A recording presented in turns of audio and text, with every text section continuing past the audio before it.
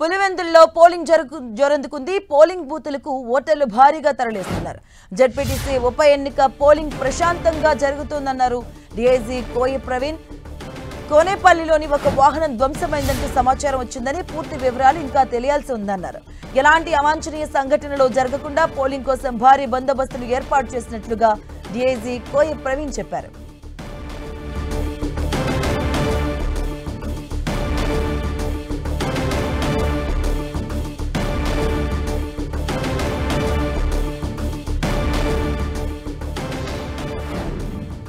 పులివెందులలో polling కొనసాగుతుంది. Polling కోసం భారీగా బందోబస్తును ఏర్పాటు చేశారు. పులివెందులలో జోరుగా పోలింగ్ కొనసాగుతుంది. దీనికి సంబంధించి కూడా మనం చూస్తూ ఉన్నాం. ఇప్పటికే ఓటర్లు ఓటు హక్కును వినియోగించుకుంటున్నారు. పోలింగ్ కేంద్రాల దగ్గర ఓటర్లు బారులు తీరినటువంటి సిచ్యువేషన్స్ మనం చూస్తూ ఉన్నాం. పోలింగ్ కొనసాగుతుంది. నిఘా నేపథ్యాన్ని కూడా పులివెందులో ప్రశాంతంగా జెడ్పీటీసీ ఉప ఎన్నిక పోలింగ్ జరుగుతున్నట్టు కూడా డీఐజీ కోయ ప్రవీణ్ తెలియజేశారు. బారులు తీరారు ఓటర్లు కూడా మనం చూడొచ్చు.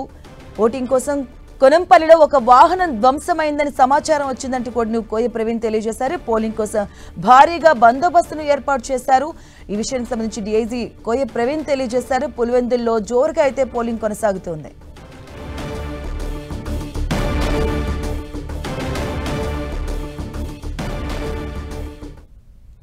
పులివెందుల్లో జెడ్పీటీసీ ఎన్నికలు ప్రశాంతంగా జరుగుతున్నాయని చెబుతున్న కర్నూలు రేంజ్ డీఐజీ కోయ ప్రవీణ్ తో మా ప్రతినిధి సురేందర్ ఫేస్ టు ఫేస్.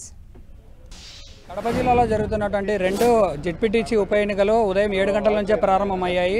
చాలా సజావుగా జరుగుతున్నటువంటి ఎలక్షన్స్ ఉదయం 7 గంటలకే ప్రారంభం కావడంతో పోలీసులు గట్టి బందోబస్తు కూడా ఏర్పాటు చేశారు. ప్రత్యేక పర్యవేక్షణలో కర్నూలు రేంజ్ డీఐజీ కోయ ప్రవీణ్ కూడా పోలింగ్ ప్రాంతాలను పరిశీలిస్తున్నారు. ప్రస్తుతం నల్లవరపురెడ్డిపల్లిలో పోలింగ్ ఏరియాను పరిశీలించడంతో పాటు కమాండ్ కంట్రోల్ నుంచి ఆపరేటింగ్ సిస్టమ్ను కూడా గమనించారు. మనతో పాటు అన్నాడు అడిగి తెలుసుకుందాం. సార్, ఇక్కడ పోలింగ్ ఉదయం నుంచి స్టార్ట్ అయింది. ఏదైనా ఇష్యూస్ ఇప్పటివరకు మీ దృష్టికి వచ్చాయి? ఎలాంటి చర్యలు? కనుంపల్లి ఏదో ఒక వెహికల్ ధ్వంసం చేశారనేది ఒకటి వచ్చిందండి. దాని ఇంకా నేను ఇక్కడికి వచ్చినప్పుడే తెలిసింది ఆ విషయం. దాని మీద ఇంకా పూర్తి వివరాలు తీసుకోలేదు.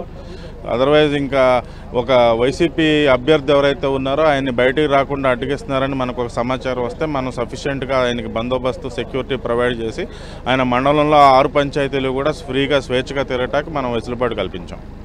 ఒంటిమిట్ట ప్రాంతంలో రాజేపల్లి అనే ఒక ఏరియాలో ఏదో ఒక 5-6 మంది వైసీపీ ఏజెంట్లను బయటికి తరిమారని చెప్పేసి ఏదో కొంత ఆరోపణలు వస్తున్నాయి. దీని మీద ఇది మా దృష్టికి రాలేదండి. చింతరాజుపల్లి అనే గ్రామంలో మాత్రం గతంలో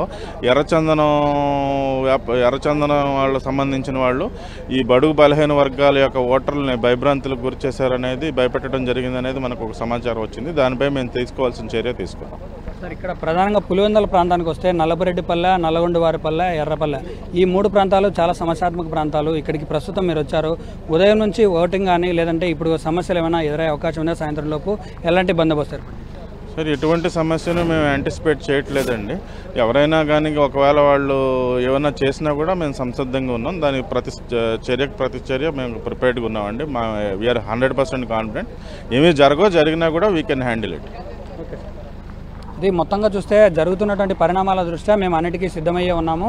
చింతరాజుపల్లిలో జరిగినటువంటి ఇష్యూ మా దృష్టికి వచ్చింది. దాన్ని వెంటనే సరిదిద్దే ప్రయత్నం కూడా చేశాము. ఎక్కడ ఎలాంటి అవాంఛనీయ ఘటనలు జరగకుండా చూసే బాధ్యత మాదే. ఒకవేళ అలాంటివి ఏమైనా జరిగితే కూడా వెంటనే బాధ్యత వహించి అవి సెటరేట్ చేసే క్రమం అయితే కొనసాగుతుందని చెప్పి డీఐజీ కోయ ప్రవీణ్ చెప్తున్నాడు. వీడియో జర్నలిస్ట్ వేణుగోపాల్తో సురేంద్ర యాదవ్, 10 TV, పులివెందుల నుంచి.